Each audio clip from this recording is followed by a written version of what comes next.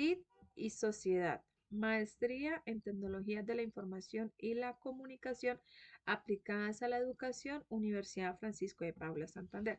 Me presento, mi nombre es Kelly Johanna Ortiz Portillo, soy de la ciudad de Cúcuta, egresada de la Universidad de Pamplona como licenciada en Lengua Castellana y Comunicación en el 2016. Inicié mi primer contacto con el aula trabajando con adultos en la Fundación Centro Manos de Cristal.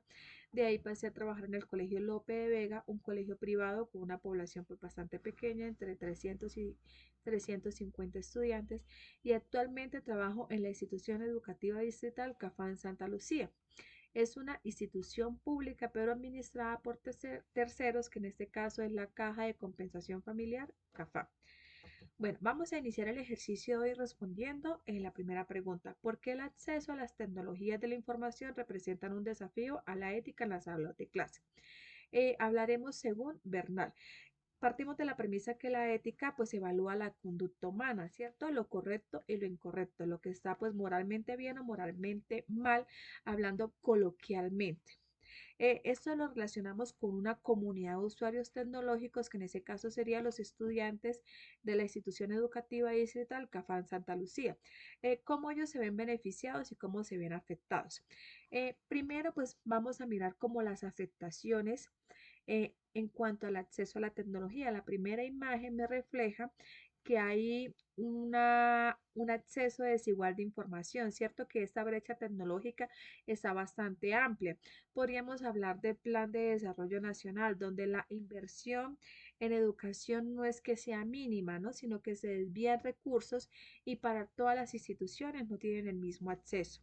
Aparte de eso, las aulas no se encuentran generando un aprendizaje en el uso de las tecnologías, porque como lo había mencionado anteriormente, los recursos y los docentes no están totalmente capacitados para ser parte de esta industria 4.0.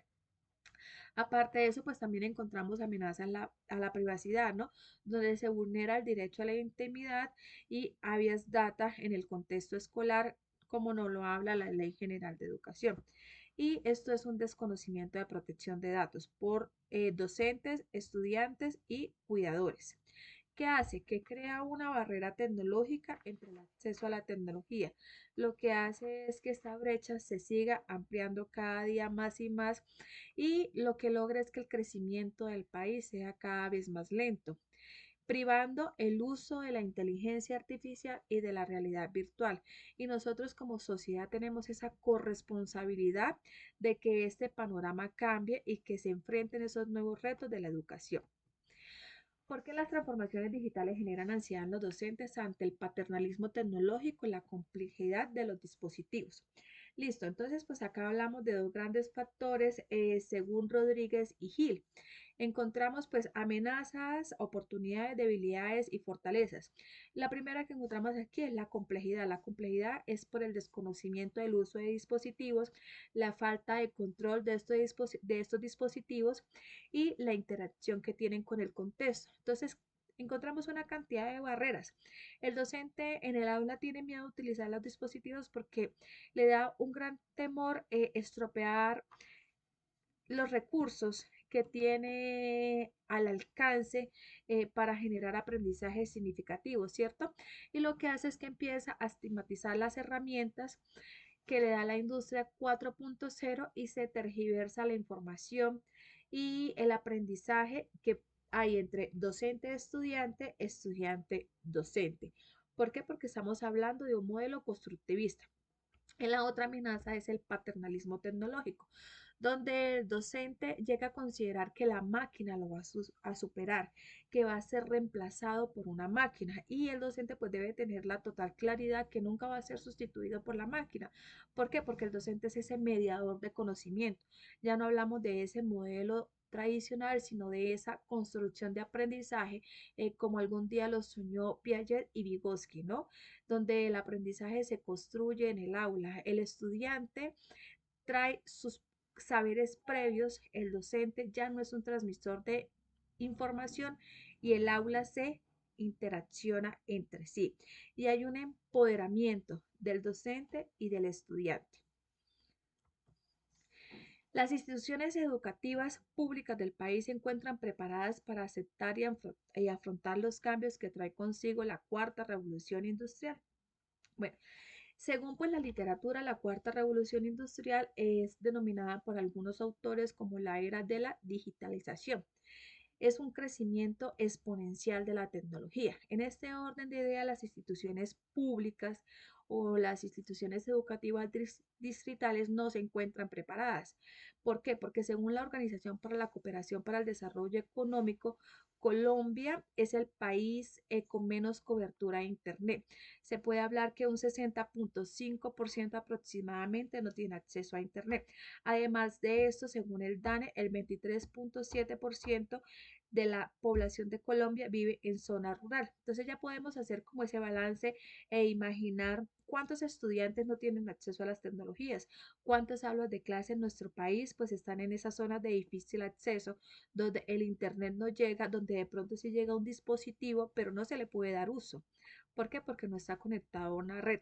Entonces, ¿qué sucede? No se puede cerrar esta brecha, sino que la proyección de la brecha cada vez es más grande y no están preparadas para afrontar este tipo de retos. Realmente la pandemia sí transformó los sistemas educativos de las instituciones públicas del país. Recordemos que la pandemia pues tuvo un impacto significativo. ¿Por qué? Porque la pandemia pues cambió la forma de ver el mundo, ¿no?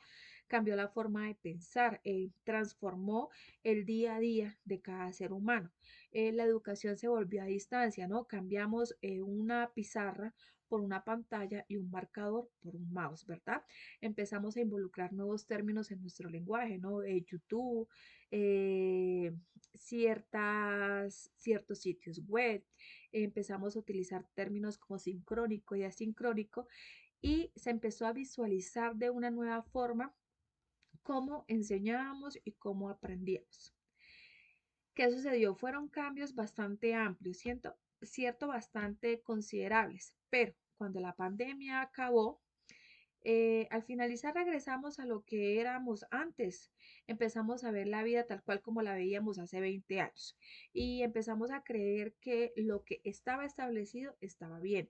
Lo que se hacía antes se hacía bien y se tiene que seguir haciendo de la misma forma, pero nunca se ha colocado eh, en la realidad de los sucesos que los estudiantes cambiaron, que los jóvenes cambiaron, que ellos se interesan por otras cosas. Por ejemplo, hoy en día hablamos de que el estudiante tiene una memoria de 6 segundos, una memoria de un lapso de tiempo de lo que dura un video de TikTok. Entonces tenemos que aprovecharlos así, en el aquí y en el ahora.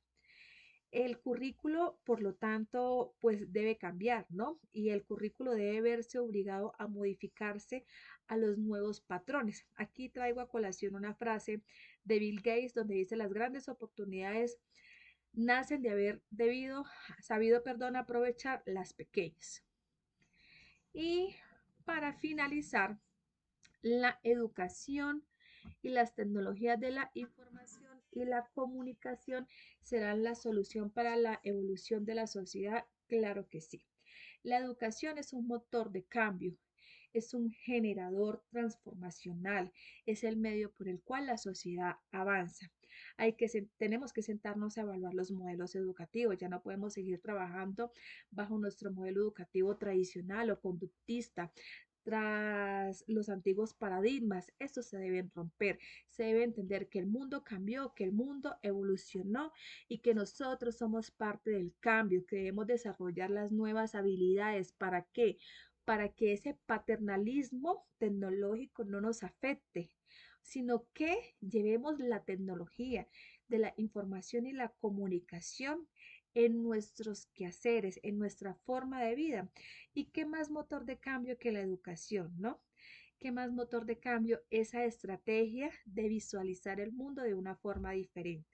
Bueno, esto ha sido todo por el día de hoy.